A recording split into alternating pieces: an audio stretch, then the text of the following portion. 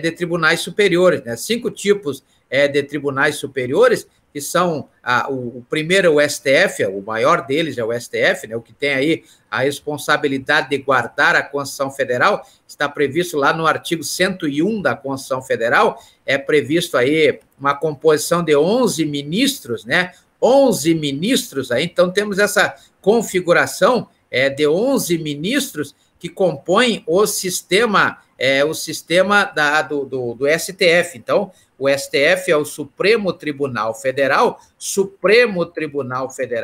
que tem a função de julgar aquelas antinomias. O que é antinomia? Antinomia é o conflito, né, de leis com a Constituição Federal. Então, se algum artigo, algum parágrafo, algum inciso, alguma linha ou alguma lei dentro daquilo que prescreve o artigo 10 da lei complementar número 95 de 98, né? 95 de 98, é a lei complementar que ensina como ler uma lei, como fazer uma lei. Então, nós temos lá no STF essa antinomia, ou seja, esse conflito. Quando houver o conflito entre uma lei e a própria Constituição Federal, será resolvida no STF.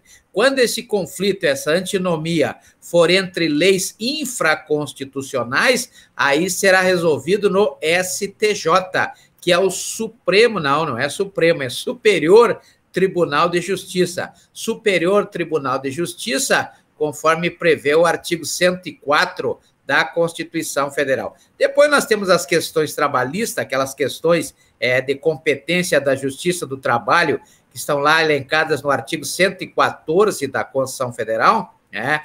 A Justiça do Trabalho, que está lá no artigo 111 da Constituição Federal. Temos a Justiça Eleitoral, lá no artigo 118 da Constituição Federal, e a Justiça Militar, que é penal, né, puramente criminal, está lá, competência criminal, está lá no artigo 122, né, artigo 122 da Constituição Federal. Artigo 122 da Constituição Federal. Isso é importante que nós tenhamos essa ideia do jusrealismo, uma vez que nós temos várias decisões que não estão na lei, né? Por que não estão na lei? Porque são interpretações, são hermenêuticas, né? Os mais entendidos aí gostam de falar, são exegese, né? Exegese, ou seja, interpretação de determinado artigo, de determinada lei, de determinada linha, mas no Tribunal Superior, né? Nos tribunais superiores. Então, nós temos a primeira instância, que são as chamadas varas, né?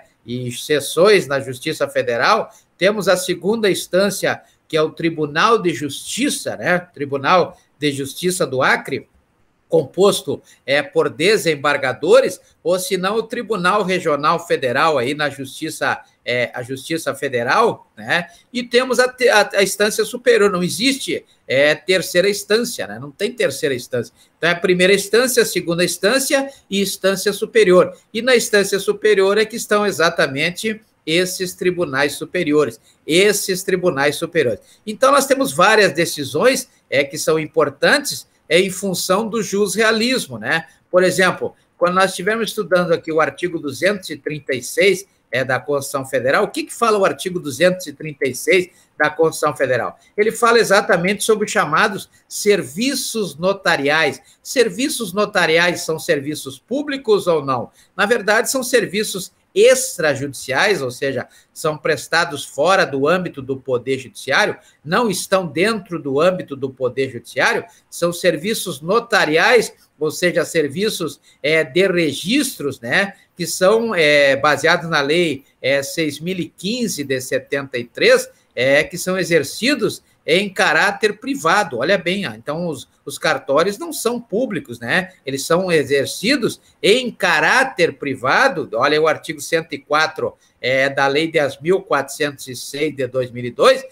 por delegação do poder público. E aí o que acontece? Na dúvida disso, o próprio STF respondeu que o regime jurídico dos servidores notariais e de registro, o regime jurídico desses servidores, na verdade, trata-se de esse tipo de serviço executado pelos servidores notariais e de registro, trata-se de atividades, né, atividades jurídicas que são próprias do Estado, ou seja, essa atividade notarial e de registro,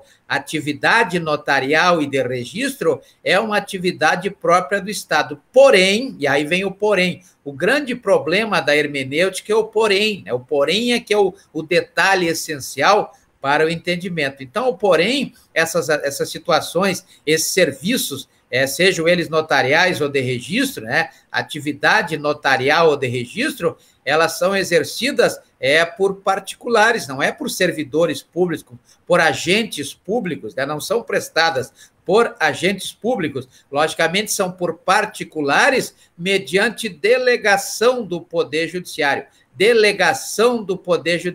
Então, elas são exercidas ou transpassadas, como é o termo correto, né? Transpassadas, mas não por conduto de concessão, não há concessão, não há aquele contrato administrativo, conforme prevê a Lei 8.987 de 95, a lei que regula o contrato administrativo, contrato esse que nós iremos ver aqui, previsto, ou pelo menos até fevereiro, não, até abril, né, de 2023, previsto ou no artigo 54 da Lei 8666 de 93, ou no artigo 89 da Lei 14.133 de 2021. Então, veja que não existe aí a concessão ou a permissão, conforme prevê a Lei 8.987 de 95. Logicamente, como prevê o artigo 175 da Constituição Federal.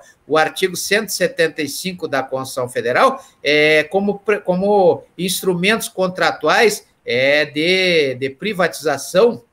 O que é privatização? Na verdade, não existe essa palavra privatização, né? Isso é uma palavra criada pelo povo, porque a palavra correta, o termo correto é desestatização, e para isso basta ver a Lei 9.491 de 97, Lei 9.491 de 97, que é a lei que trata da desestatização, que o povo chama de privatização, né? Privatização, nesse caso, do exercício dessas atividades, atividade notarial ou atividade de registro, atividade notarial ou de registro, que é uma atividade material e não jurídica, né? Não é jurídica, isso é bom sempre lembrar que esse tipo de atividade notarial e de registro não é uma atividade jurídica, mas que se constituem os serviços públicos. Então, a verdade, no fundo, é um serviço público, mas não é um serviço público jurídico. Então, a conclusão que chegou o STF, vale dizer,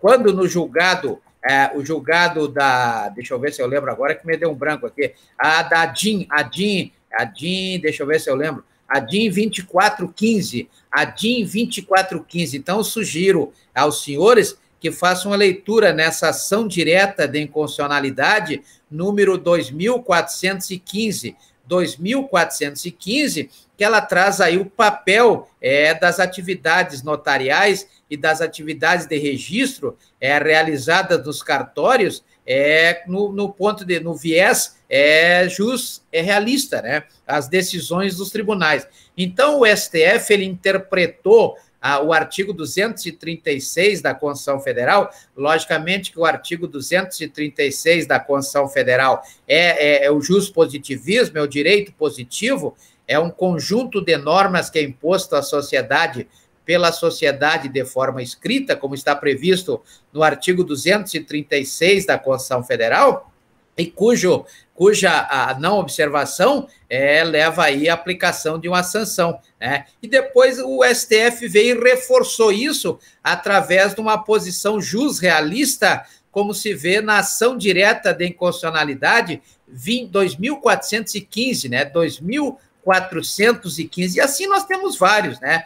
Temos aí também outra decisão importante, aonde o STF decidiu que é plausível a alegação de que a transformação de serventias extrajudiciais, como é o caso dos cartórios, depende, logicamente, de que o Poder Judiciário edite leis, né? Então, só poderá